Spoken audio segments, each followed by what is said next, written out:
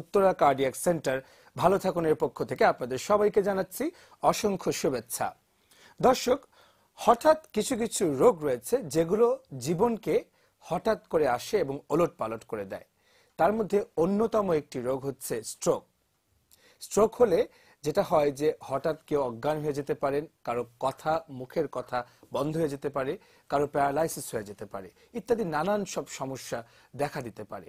সমস্যা হচ্ছে যে স্ট্রোক সম্পর্কে আমাদের ধারণা কিন্তু খুব একটা স্বচ্ছ নয়। অনেকেই ভাবেন স্ট্রোক বোধহয় হার্টের অসুখ, অনেকেই ভাবেন স্ট্রোক মানেই নিশ্চিত মৃত্যু। আসলে স্ট্রোক রোগটি কি, এর কি কি লক্ষণ উপসর্গ রয়েছে, কেন হয় এবং তার চিকিৎসা কি, সর্বোপরি স্ট্রোককে কিভাবে প্রিভেন্ট বা প্রতিরোধ করা যায়, এই নিয়ে আমাদের আজকে আলোচনা। দর্শক, আমাদের আলাপচারিতা তো রয়েছেই, পাশাপাশি রয়েছে আপনাদের টেলিফোন করার সুযোগ। টেলিফোন নম্বরগুলো কিছুক্ষণ পরপরই আপনারা টেলিভিশন স্ক্রিনে দেখতে পাবেন। চাইলে আপনারা টেলিফোন করে আমাদেরকে প্রশ্ন করতে পারেন। সেই সাথে রয়েছে আমাদের ফেসবুক পেজ বি হেলদি ভালো থাকুন, আরো রয়েছে আমাদের ওয়েবসাইট ভালো থাকুন .net। যে কোনো মাধ্যমে আপনারা আমাদের সাথে যোগাযোগ করতে পারেন এবং আজকে খুব মন দিয়ে আমাদের অনুষ্ঠান শুনতে পারেন, কারণ রয়েছে দুজন বিখ্যাত স্নায়ু রোগ বিশেষজ্ঞ নিউরোলজিস্ট আমাদের সাথে আপনাদের জন্য। পরিচয় করিয়ে দিচ্ছি শুরুতে যার সাথে, তিনি নিউরোলজি বিভাগে উপদেষ্টা বিশেষজ্ঞ হিসেবে কর্মরত রয়েছেন লুবানা জেনারেল হাসপাতালে। দর্শক, রয়েছেন আমাদের মাঝে অধ্যাপক মেজর জেনারেল অবসরপ্রাপ্ত ডাক্তার AKM ওমর হাসান।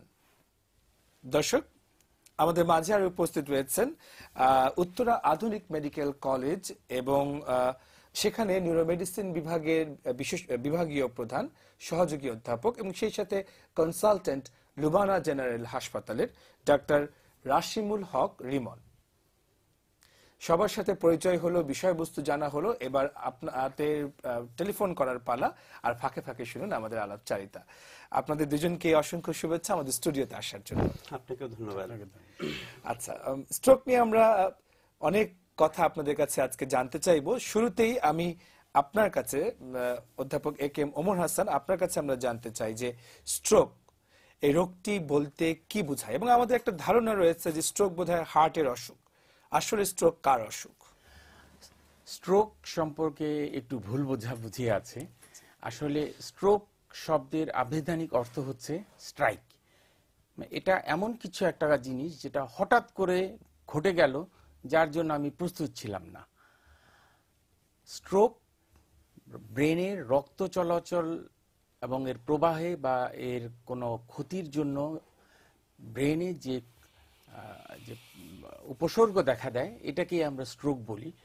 আসলে হার্টের বা হৃৎপিণ্ডের রক্ত চলাচলে যেটা MI বা মায়োকার্ডিয়াল ইনফার্কশন, সেটা স্ট্রোক থেকে ভিন্ন এবং হার্ট অ্যাটাক। এবং স্ট্রোক হলো ব্রেইনের কোনো রক্তনালীর জন্য অন্য কোনো কারণে যদি একটা অবশ হয় বা কেউ অজ্ঞান হয়ে যায়, সেটাকে আমরা স্ট্রোক বলবো না। এটা শুধু মাত্র রক্ত চলাচলের কোনো ব্যাঘাত ঘটলে সেটাকে স্ট্রোক বলবো। সেটা ব্রেনের মধ্যে যদি হয়, ব্রেনের মধ্যে, মস্তিষ্কের মধ্যে, হার্টের মধ্যে হলে সেটা হার্ট অ্যাটাক, সেটা মায়োকার্ডিয়াল ইনফার্কশন। তাহলে যে ব্রেন স্ট্রোক হলে আমরা অনেকে হার্টের হাসপাতালে দ্রুত দৌড়ে যাই চিকিৎসার জন্য, ওটা কি ভুল জায়গায় যাওয়া হচ্ছে? কারণ যে হার্টের হাসপাতালগুলো হার্টের রোগীকে রিসিভ করে তাদের চিকিৎসার জন্য ওভাবেই তারা প্রস্তুত। এখানে হার্টের হাসপাতালে নিয়ে যে সময় ক্ষেপণ হবে, এতে আমরা যে আধুনিক স্ট্রোকের যে চিকিৎসা, তাতে পিছিয়ে পড়ব। তো আমার মনে হয় যে স্ট্রোকটাকে কি সেটা তাৎক্ষণিকভাবে বোঝা এবং এটা কোনো স্ট্রোক ম্যানেজ করা যায় বা চিকিৎসা করা যায় এরকম কোন একটা হাসপাতালে স্থানান্তর করা উচিত। আচ্ছা, খুবই ইম্পর্টেন্ট কথা বলেছেন। দর্শক, আমরা কিন্তু শুরুতেই বুঝে নিলাম যে স্ট্রোক শব্দটি আসলে ব্রেনের একটি অসুখকে বোঝায়। এটা হার্টের কোনো অসুখ নয়। হার্টের যে অসুখটি হয় সেটা হার্ট অ্যাটাক, আর স্ট্রোক ব্রেনের যেটা সেটা ব্রেন স্ট্রোক বা স্ট্রোক বলি আমরা, তাই তো বলছেন? সেক্ষেত্রে ব্রেন অ্যাটাকও বলা যেতে পারে। সেক্ষেত্রে যেটা একটু আগে কথা উঠে আসলো সেটি হচ্ছে যে বোঝার উপায় কি, যে এটা ব্রেন স্ট্রোক, এটা হার্ট অ্যাটাক নয়, এটা ব্রেন অ্যাটাক, বোঝার উপায় কি? জি, আসলে স্ট্রোকের আরেকটা নাম আসলে ব্রেইন অ্যাটাক। এই নামটা যদি বেশি প্রচলিত থাকতো তাহলেই মনে হয় ভালো হতো। না হলে মানুষের মধ্যে একটা ধারণা আছে যে স্ট্রোক মনে হয় হার্টের একটা অসুখ, সেই কারণে মানুষ হার্টের হাসপাতালে যায়। বেসিক্যালি এটা একটা ব্রেইনের রোগ, এবং ব্রেইন হচ্ছে এমন একটা অর্গান যেটা আমাদের সমস্ত শরীরকে নিয়ন্ত্রণ করে। এবং এই ব্রেইনের মধ্যে যদি কোনো কারণে হঠাৎ করে রক্ত চলাচল ব্যাহত হয় তাহলেই স্ট্রোক হয়। কিন্তু এটা লক্ষণটা আমরা শরীরের বিভিন্ন অংশে বিভিন্নভাবে প্রকাশিত হতে পারে। তো একটা মানুষ যদি দেখা যায় যে একদম স্বাভাবিক ছিল, কিন্তু স্বাভাবিক চলাফেরা করত, কিন্তু যদি হঠাৎ করে যদি তার প্রধান 3টা লক্ষণ, আর একটা হচ্ছে যে তার একটা সাইড অবশ হয়ে গেল, এক সাইডে প্যারালাইসিস হয়ে গেল, সে সাপোজ ডান দিকটা হাত নাড়াতে পারছে না বা ডান পা নাড়াতে পারছে না, অথবা তার দেখা গেল যে মুখ একদিকে বেঁকে গেল, একদিকে একটা সাইডে বেঁকে গেল, অথবা তার কথা বলায় হঠাৎ করে জড়তা তৈরি হলো। এই 3টা হচ্ছে প্রধান লক্ষণ স্ট্রোকের। এছাড়া দেখা যাচ্ছে কেউ যদি হঠাৎ করে অজ্ঞান হয়ে যায়, অথবা হঠাৎ করে তার বমি প্রচন্ড করছে। মাথা ব্যথা, বমি হচ্ছে। তো এই সমস্ত লক্ষণ এমনও হতে পারে যে কেউ হঠাৎ করে চোখে দেখতে না পারতে পারে, এবং সেটার কারণও হতে পারে যে ব্রেইন স্ট্রোকের লক্ষণ। সো হঠাৎ করে একদিক অবশ হয়ে যাওয়া, মুখের একদিক বেঁকে যাওয়া, কথা বলায় জড়তা তৈরি হওয়া, হঠাৎ করে চোখে দেখতে না পাওয়া, বা অজ্ঞান হয়ে যাওয়া, জি। এর যে কোনো একটা লক্ষণ যদি দেখা এক দেয় বা একাধিক। তাহলে আমাদের এক বা একাধিক, তাহলে আমাদের একটা সন্দেহ হতে হবে যে এই লোকটার স্ট্রোক হতে পারে। এবং সেই ক্ষেত্রে তাকে যত দ্রুত সম্ভব যে সমস্ত হসপিটালে স্ট্রোকের চিকিৎসা দেওয়া সম্ভব সেখানে নিয়ে যাওয়া উচিত, কোনো কালক্ষেপণ না করে। আচ্ছা দর্শক, আমরা শুনলাম যে ব্রেইন স্ট্রোক বা ব্রেইন অ্যাটাকের লক্ষণগুলো কি কি এবং কি কি দেখা দিলে আপনারা সন্দেহ করবেন সম্ভবত রোগীর একটা স্ট্রোক বা ব্রেইন অ্যাটাক হচ্ছে এবং দ্রুত হাসপাতালে নিয়ে যেতে হবে। দর্শক, আপনারা কি জানেন যে ব্রেইন স্ট্রোক পৃথিবী জুড়ে এবং বাংলাদেশেও মৃত্যুর অন্যতম একটি কারণ? আমি কি ঠিক বললাম? জি জি। ইউরোপ এবং আমেরিকাতে স্ট্রোককে ধরা হয় যে মৃত্যুর তৃতীয় কারণ, জি। 3 নাম্বার কারণ। কিন্তু অতি সম্প্রতি বছরখানেক আগে বাংলাদেশে একটি বড় স্টাডি হয়েছে, যাতে প্রমাণিত হয়েছে যে স্ট্রোক বাংলাদেশে প্রথম এবং প্রধান মৃত্যুর কারণ, 1 নাম্বার।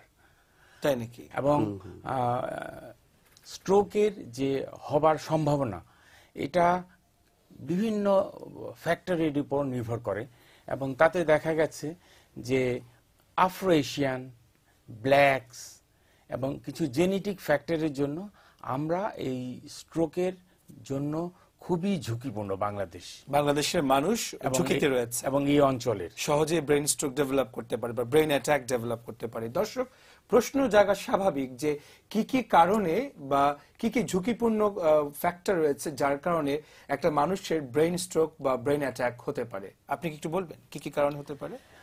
প্রধানতম কারণ হচ্ছে উচ্চ রক্তচাপ, এবং আমরা যদি একটা ফ্যাক্টর ধরি তাহলে যে রক্তচাপের নিয়ন্ত্রণহীন অবস্থা, এছাড়া ডায়াবেটিস বা বহুমূত্র, কিছু রক্তে চর্বির পরিমাণ বেশি হওয়া, স্থূলকায় হওয়া, এবং সিগারেট। এবং প্রত্যেক প্যাকেটে সিগারেটে কিন্তু লেখা আছে যে স্ট্রোক, ধূমপান একটা অন্যতম প্রধান কারণ। এছাড়া কিছু কিছু রোগ আছে, যেমন হার্টের কিছু অসুখ,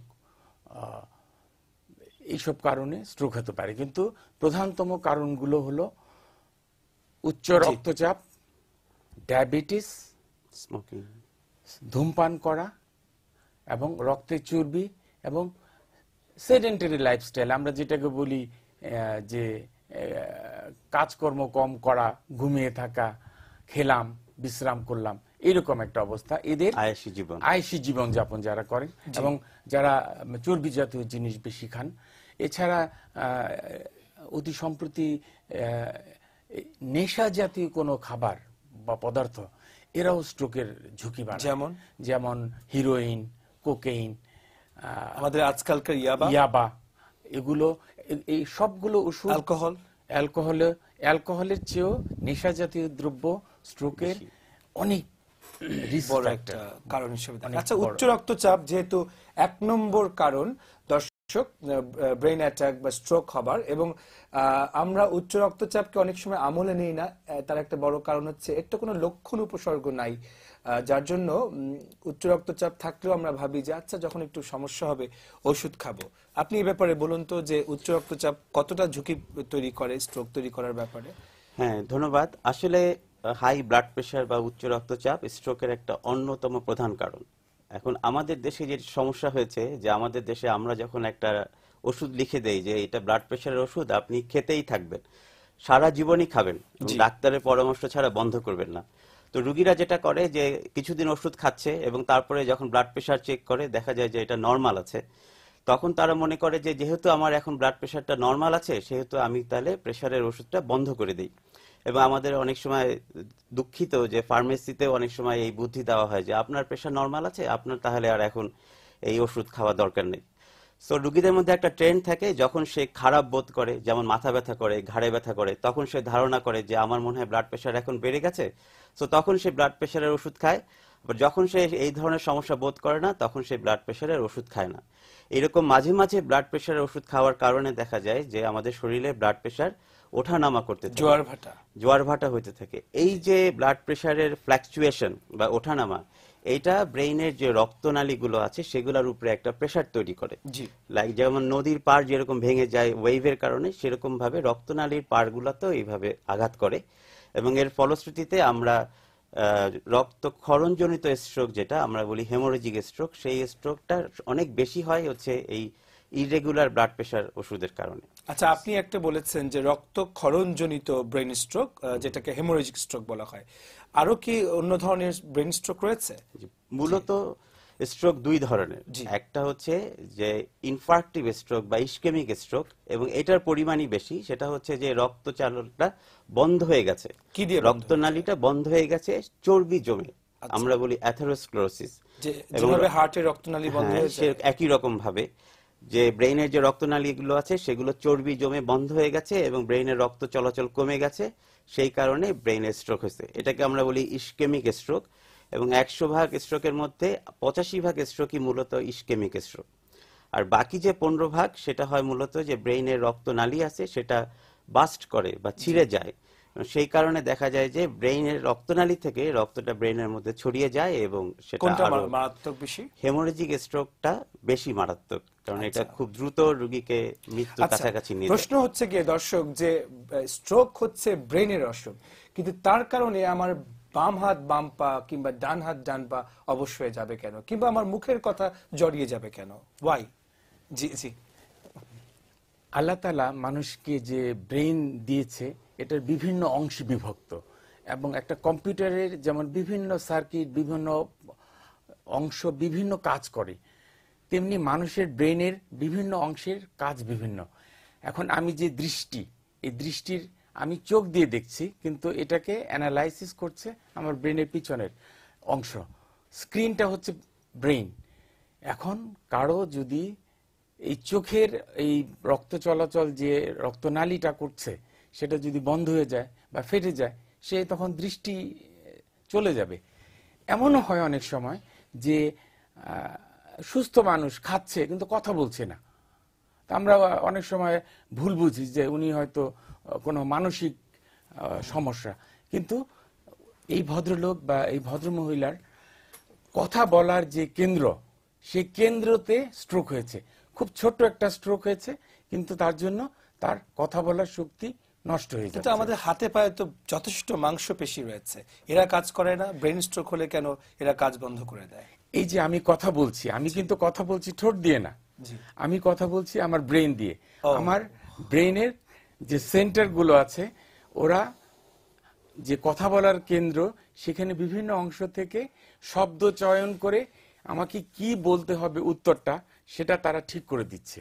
আচ্ছা, তাহলে ব্রেন নিয়ন্ত্রণ। হ্যাঁ, এবং এই যে কোঅর্ডিনেশন, সামঞ্জস্য ব্রেনের বিভিন্ন অংশে, এর জন্যই আমি কথা বলতে পারতেছি। এবং যে অংশে ব্রেনের রক্ত চলাচলের সমস্যা হবে, সেই অংশের সেই অবস্থা নিয়ে এবং সেই অংশের যে কাজ, সেটার ক্ষতি নিয়েই রোগী। আচ্ছা, কাজে ব্রেনের যে অংশ আমাদের মাংসপেশিগুলোকে হাতের বা পায়ে নিয়ন্ত্রণ করছে, যদি সেখানে স্ট্রোক হয় তাহলে আমার হাত পায়ে প্যারালাইসিস দেখা দিবে, এই তো বোঝাতে চাচ্ছেন। দর্শক, সব ব্রেন স্ট্রোকেই যে প্যারালাইসিস হয়ে যাবে, কথা বন্ধ হয়ে যাবে তা কিন্তু না। কিছু কিছু ব্রেন স্ট্রোক রয়েছে কিছুক্ষণের জন্য ব্রেনে দেখা দিয়ে আবার মিলিয়ে যায়। এটা অনেকটা ওয়ার্নিং সাইনের মতো, if I am not wrong.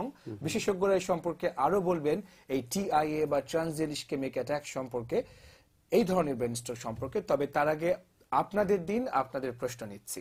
Hello, আসসালামু আলাইকুম। হ্যালো, জি, আমি মোহাম্মদ ফখরুল বলছিলাম মিরপুর 6 থেকে। হ্যাঁ, আমার ভাই মানে উচ্চ রক্তচাপ আমার, তো আমি ওই ছোট থাকতে ডিসকাস পাই। আমার বয়স এখন 30 চলছে। তো সমস্যা হলো যে প্রায় মাঝে মাঝে দেখা যাচ্ছে যে যখন শরীরটা বেশি হয় তখন আমার চোখের কাপ কমে দিয়ে আছে, মনে হচ্ছে আমি স্ট্রোক করবো। হাড়টা খুব গরম থাকে, মাথা যখন পানি ঢালে মাথা ভার লাগে। তো ওই সময়টা টেনশন কাটতে আমি স্ট্রোক করতে যাচ্ছি কিনা, বা বুকে কোনো ব্যথা হয় না। ইভেন আমি যখন মানে কোনো খাওয়া দাওয়া যদি মানে খুব কন্ট্রোল করি, গরুর মাংস খাই না, ডাক্তারের পরামর্শ চলছে এখন বর্তমানে, কিন্তু কালকে আমি দেখা করতে গেছি, সে আমাকে বলে কি তোমার কোনো রোগী নাই। মানে এমন অবস্থা যে আমাকে একটা ধমক দিয়ে বের করে দিয়েছে, আপনার কোনো রোগ নাই, আপনি নিজে টেনশন করেন, টেনশন লেগে বসতেছেন।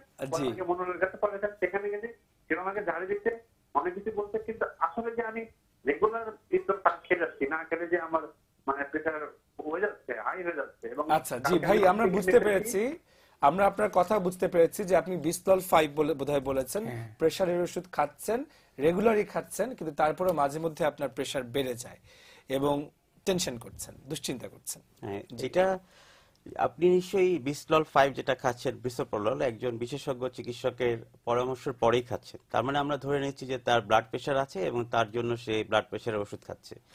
এখন সে যে মাঝে মাঝে তার যে মাথা গরম হয়ে যায়, ঘাড়টা শক্ত হয়ে যায়, এটা অনেকাংশে এংজাইটির কারণে হতে পারে। আমরা বলি যে এংজাইটি নিউরোসিস।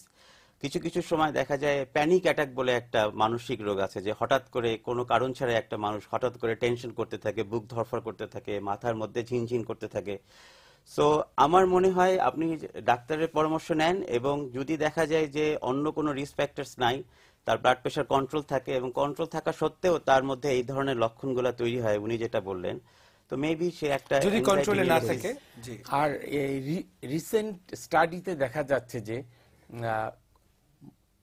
আমরা যেসব ওষুধ দিয়ে উচ্চ রক্তচাপ চিকিৎসা করি, বেশিরভাগ ওষুধই 24 ঘন্টা আপনার রক্তচাপ স্বাভাবিক রাখতে সক্ষম হয় না। এক্ষেত্রে আপনাকে হয়তো দ্বিতীয় আরেকটি ওষুধ যোগ করতে হবে, যেটা আপনার ওষুধের যে দেহে যে ওষুধের মাত্রা ধীরে ধীরে কমতে থাকে এবং আপনার প্রেশার বেড়ে যায়, সেটাকে নিয়ন্ত্রণে রাখা সম্ভব হয়। আপনি বিশেষজ্ঞ একজন চিকিৎসককে দেখান, তিনি হয়তো দ্বিতীয় একটি ওষুধ যোগ করবেন, যাতে আপনার 24 ঘন্টা রক্তচাপটাকে রাখা যায়। তাছাড়া বোধহয় আজকাল উচ্চ রক্তচাপ নিয়ন্ত্রণের ক্ষেত্রে বিটা ব্লকার জাতীয় ওষুধের রোল কমে আসছে, তাই না? কমে আসছে কিছুটা। আচ্ছা, আমরা এই সম্পর্কে হয়তো আরো পরবর্তীতে আলাপ করব। দর্শক, যেটি একটু আগে আমরা যে প্রসঙ্গটি উত্থাপন করেছিলাম, যে সব ব্রেন স্ট্রোকে কিন্তু প্যারালাইসিস হবে না, সব ব্রেন স্ট্রোকে কথা বন্ধ হয়ে যাবে না। কিছু কিছু ব্রেন স্ট্রোক হঠাৎ করে উদয় হয়ে কিছুক্ষণের জন্য থেকে একটা ওয়ার্নিং দিয়ে আপনাকে তারপর কিন্তু আবার মিলিয়ে যায়। আমি কি ঠিক বলেছি? জি জি জি। সাধারণত আমরা একটা রোগী স্ট্রোকে আক্রান্ত বলি যদি দেখা যায় যে তার যে লক্ষণগুলো, উইকনেস হোক বা কথা বলা জড়তা হোক, সেগুলো যদি দেখা যায় 24 ঘন্টার বেশি থাকে, তাহলে তখন আমরা বলি যে তার পূর্ণাঙ্গ স্ট্রোক হয়েছে। কিন্তু অনেক সময় দেখা যায় যে আমরা বলি TIA, মানে একটা রোগীর লক্ষণ দেখা যায় স্ট্রোকের মতোই অনেকটা, কিন্তু সেটা বেশিক্ষণ থাকে না। দেখা যায় সাধারণত 30 মিনিটের বেশি থাকে না, 10 মিনিট 15 মিনিট থাকে। যেমন হঠাৎ করে একটু অজ্ঞানের ভাব হলো, তারপরে আবার সে ঠিক হয়ে গেল, বা হঠাৎ করে তার একটু কথা জড়তা হলো, কিন্তু 10-15 মিনিট পরে সে ঠিক হয়ে গেল। এটা বেসিক্যালি হয় যে কিছুক্ষণ সময়ের জন্য যদি রক্ত চলাচলের ব্যাহত হয় ব্রেইনের মধ্যে, এবং পরবর্তীতে যদি সেটা আবার দেখা যায় যে চলাচলটা শুরু হয়ে গেছে, তাহলে সেটা আবার স্বাভাবিক অবস্থায় চলে যায়। বাট এইটার জন্য আমাদের খুব খুশি হওয়ার ব্যাপার নাই, বরং এটা হলে একটা সুবিধা হচ্ছে যে আমাদেরকে এখন থেকেই সতর্ক হইতে হবে, যে ইটস এ ওয়ার্নিং সাইন যে একটা বড় স্ট্রোক আমার সামনে আসতে পারে। সুতরাং যে সমস্ত কারণে স্ট্রোক হয় সেগুলোর ঘূর্ণিঝড়ের পূর্বাভাস, সুতরাং পূর্বাভাস, তো রিস্ক ফ্যাক্টরস গুলো তখন আরো মেটিকুলাসলি কন্ট্রোল করা উচিত। যদি কন্ট্রোল করেন তাহলে তাহলে পরবর্তীতে ব্রেন স্ট্রোক হওয়ার বা সম্ভাবনা কম থাকবে, কমে যায়, তাই না? আচ্ছা, খুবই ইম্পর্টেন্ট দর্শক, আমরা শুনলাম এই হঠাৎ কিছু সময়ের জন্য ব্রেন স্ট্রোক হওয়া বা ট্রানজিয়েন্ট ইসকেমিক অ্যাটাক সম্পর্কে। দর্শক, একবার যদি কারো ব্রেন স্ট্রোক হয় বা ট্রানজিয়েন্ট ইসকেমিক অ্যাটাক হয়, তাহলে তার পরবর্তীতে আরেকটি বড় ধরনের ব্রেন স্ট্রোক হওয়ার সম্ভাবনা কত পার্সেন্ট? একজন সুস্থ লোকের যদি তুলনা করি, তাহলে যার একটি ট্রানজিয়েন্ট ইসকেমিক অ্যাটাক হয়ে গেল, জি। তার পরবর্তী আরেকটি স্ট্রোক হওয়ার সম্ভাবনা 10 গুণ। বি কেয়ারফুল, একজন- বি কেয়ারফুল, 10 গুণ সম্ভাবনা। কাজী জি। আমরা যেমন হার্টে এমআই হওয়ার আগে কোনো পরিশ্রম করার সময় বুঝি আমার শ্বাস কষ্ট হচ্ছে, আমি ঘামিয়ে গেলাম, আমি একজন বিশেষজ্ঞ কার্ডিওলজিস্টের কাছে যাই, তেমনি টিআইএ হওয়া মাত্র একজন নিউরোলজিস্টকে শরণাপন্ন হয়ে এক থরো চেক আপ করে চিকিৎসা শুরু করতে হবে। জি দর্শক, আপনাদের আরেকটি ফোন আছে, ফোনটা নিচ্ছি আমরা। হ্যালো, আসসালামু আলাইকুম। ওয়ালাইকুম আসসালাম। আমি মুগদা থেকে সুজন বলছিলাম। আমার বাবা 2 বছর আগে স্ট্রোক করেছে। জি। তো স্ট্রোক করার পরে ওনার লেফট সাইডটা, বাম হাত এবং বাম পা পুরোপুরি অবশ হয়ে গেছে। তো ডাক্তার ওই ওষুধের সাথে সাথে প্যারালাইসিসের জন্য থেরাপি দেওয়ার জন্য বলেছে। তো আমরা থেরাপি দিয়ে যাচ্ছি। তো বিগত 2 বছরেও তেমন কোনো উন্নতি দেখতেছি না। তো এই ক্ষেত্রে কি আর কোনো ব্যবস্থা আছে? জি সুজন ভাই, আমরা আপনার প্রশ্ন বুঝেছি। আপনার বাবার জন্য আমাদের পূর্ণ সহানুভূতি। আমরা আপনার বাবার এই সমস্যার ব্যাপারে আলাপ করব এবং আরো স্ট্রোক সম্পর্কে, স্ট্রোকের চিকিৎসা সম্পর্কে বিস্তারিত আলাপ নিয়ে হাজির হব। তবে তার আগে নিতে হচ্ছে ছোট্ট একটা বিরতি। কোথাও যাবেন না কেউ, আমাদের সঙ্গে থাকুন। স্বাগতম লুবানা জেনারেল হাসপাতাল অ্যান্ড উত্তরা কার্ডিয়াক সেন্টার ভালো থাকুনের পক্ষ থেকে। আজকের বিষয়বস্তু হচ্ছে স্ট্রোক চিকিৎসা ও প্রতিরোধ, এবং উপস্থিত রয়েছেন দুজন খ্যাতিমান নিউরোলজি বিশেষজ্ঞ। শুরুতেই রয়েছেন অধ্যাপক মেজর জেনারেল অবসরপ্রাপ্ত ডাক্তার KM ওমর হাসান এবং রয়েছেন ডাক্তার রাশিমুল হক রিমন। দর্শক, বিরতি ঠিক আগেই মিস্টার সুজন ভাই আমাদেরকে ফোন করেছিলেন। তিনি তার বাবার জন্য চিন্তিত এবং তার বাবা ব্রেন স্ট্রোকে আক্রান্ত হবার পর প্যারালাইসিস হয়েছে। 3 বছর থেকে তিনি ফিজিওথেরাপি নিচ্ছেন, কিন্তু তারপরও কাঙ্ক্ষিত উন্নতি হয়নি। কি করণীয় তার বাবার বেলায়, প্লিজ? সুজন সাহেবের যে পিতার যে স্ট্রোক হয়েছিল, স্ট্রোকে কতটুকু ক্ষতি দেহে থাকবে এটা নির্ধারণ করে যে স্ট্রোকের সাইজটা কত বড়। এখন আপনার বড় ঘূর্ণিঝড় হলে বড় ক্ষতি, ছোট ঘূর্ণিঝড় হলে ছোট ক্ষতি, এবং আমাদের কিছু ভুল বোঝাবুঝি আছে। স্ট্রোক চিকিৎসাটা শুরু হয়ে যায় যেটা ওষুধপত্র দিয়ে, সেটা তাৎক্ষণিকভাবে। আমরা অনেক সময় এই ফিজিওথেরাপি বা রিহ্যাবিলিটেশন এটার ব্যাপারে একটু পিছনে, এবং যেটা আইডিয়ালি রিহ্যাবিলিটেশন, ফিজিওথেরাপি, এক্সারসাইজ এগুলো স্ট্রোকের দিন থেকে, ওই ঘন্টা থেকে শুরু করে দেওয়া উচিত। এবং আমার মনে হয় যে সুজন সাহেবের বাবার বোধহয় রিহ্যাবিলিটেশন প্রোগ্রামে কিছুটা ঘাটতি ছিল। এবং এখানে আরেকটি জিনিস, যে চিকিৎসা দিয়ে স্ট্রোকের 50% চিকিৎসা, বাকি 50% কিন্তু রিহ্যাবিলিটেশনের কাজে। এই ফিজিওথেরাপি এবং রিহ্যাবিলিটেশন অত্যন্ত গুরুত্বপূর্ণ। আমরা শুনবো ফিজিওথেরাপি, রিহ্যাবিলিটেশন, চিকিৎসা কি কি রয়েছে। তবে দর্শক, তার আগে আরেকটি প্রশ্ন আমার ভেতর থেকে এসেছে। সেটি হচ্ছে যে একটা মানুষের ব্রেন স্ট্রোক হলো, চিকিৎসকের কাছে গেলেন, চিকিৎসক একটা পর্যায়ে বললেন যে আপনাকে এই পরীক্ষা করতে হবে, সিটি স্ক্যান, MRI, হ্যান ত্যান। তো আসলে কি কি পরীক্ষা প্রয়োজন পড়ে একটু বলবেন আমাদের, দর্শকরা জেনে যায়। আসলে কারো যখন স্ট্রোক, আমরা মনে করি যে এই মানুষটার স্ট্রোক হয়েছে, সন্দেহ করছি, তখন যখন সে একটা হাসপাতালে যায় তার রুগীকে নিয়ে, ডাক্তারের তখন প্রথম চিন্তা থাকে যে এটা কি আসলেই স্ট্রোক কিনা। সো এবং স্ট্রোক হলে এটা কোন ধরনের স্ট্রোক, ওটা কি ইসকেমিক স্ট্রোক নাকি হেমোরেজিক স্ট্রোক, বিকজ এই দুইটার চিকিৎসার ধরন আলাদা। সুতরাং সেই ক্ষেত্রে আপনার প্রথমেই স্ট্রোক কি স্ট্রোক না, বা স্ট্রোকের ধরন কি, সেটা করার জন্য আমরা যেটা করি সেটা হচ্ছে CT scan of the brain. আমরা MRIও করতে পারি, তবে CT scan of the brain এখন বাংলাদেশে মোটামুটি অ্যাভেলেবেল, কম্পারেটিভলি চিপ কম্পারেটিভলি সস্তা এবং খুব অল্প সময়ের মধ্যে করা যায় এবং কতক্ষণের মধ্যে করতে হবে এই সিটি স্ক্যান? যত আগে করা যায়, আচ্ছা, যত আগে করা যায়, বিকজ এই সিটি স্ক্যানের মাধ্যমে আমরা হেমোরেজিক স্ট্রোক আছে কি নাই সেটা প্রথমেই আলাদা করে ফেলতে পারি। সো সেই কারণে ইসকেমিক স্ট্রোক না হেমোরেজিক স্ট্রোকের ধরনটা আমরা সিটি স্ক্যানের মাধ্যমেই করতে পারি। তবে আচ্ছা। অনেক ক্ষেত্রে এমআরআই করা লাগতে পারে, তবে সেই ক্ষেত্রটা কম।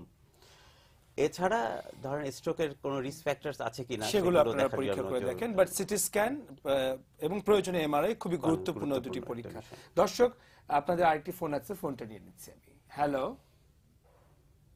হ্যালো, আসসালামু আলাইকুম। ওয়ালাইকুম সালাম। আমি বাদল বলছিলাম দাদা, কুমিল্লা থেকে। জি বাদল ভাই বলুন।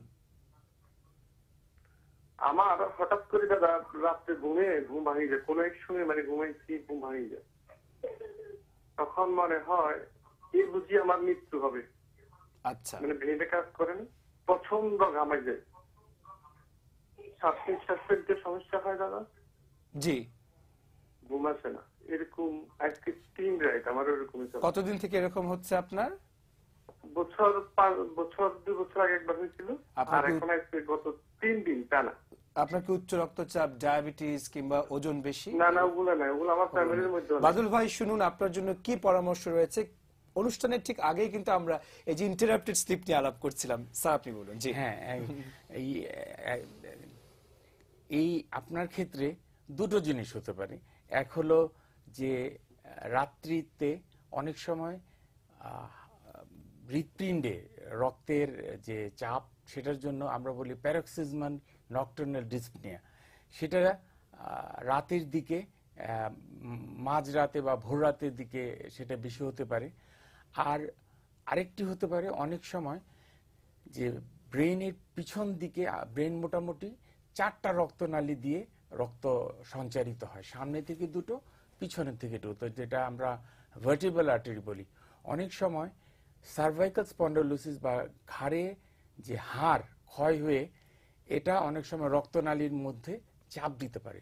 এর জন্য ব্রেনের পিছনের অংশে রক্ত চলাচলের ব্যাঘাত ঘটতে পারে এবং সেটাও আপনার এই মাঝরাতে ঘেমে ওনার কি স্লিপ অ্যাপনিয়া হতে পারে? স্লিপ অ্যাপনিয়া হতে পারে, এটা শোয়ার জন্য হতে ওনার পারে, কি নাইট টেরর হতে পারে? নাইট টেরর হতে পারে। এগুলো ব্রেনেরই কাজে সমস্যার কাজে জন্য। আপনি বাদল ভাই, আপনি ভয় না পেয়ে আপনি চিকিৎসকের শরণাপন্ন হন, আশা করি এর সমাধান হয়ে যাবে। কত রাত আপনি না ঘুমিয়ে থাকবেন, তাই না?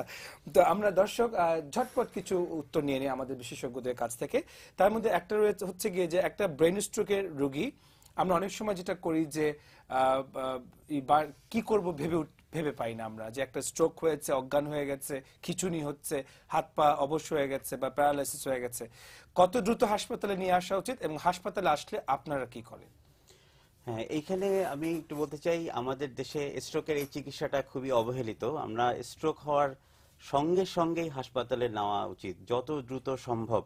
কিন্তু আমরা দেখা যায় অনেকাংশেই প্রথমে একদিক অবশ হয়েছে সেটাকে ভেবে প্রথমে মালিশ করার চেষ্টা করি, খাওয়ানোর চেষ্টা করি, ফকির এনে তারপরে ঝাড়ফুঁক করার চেষ্টা করি, এবং actually we are losing the brain.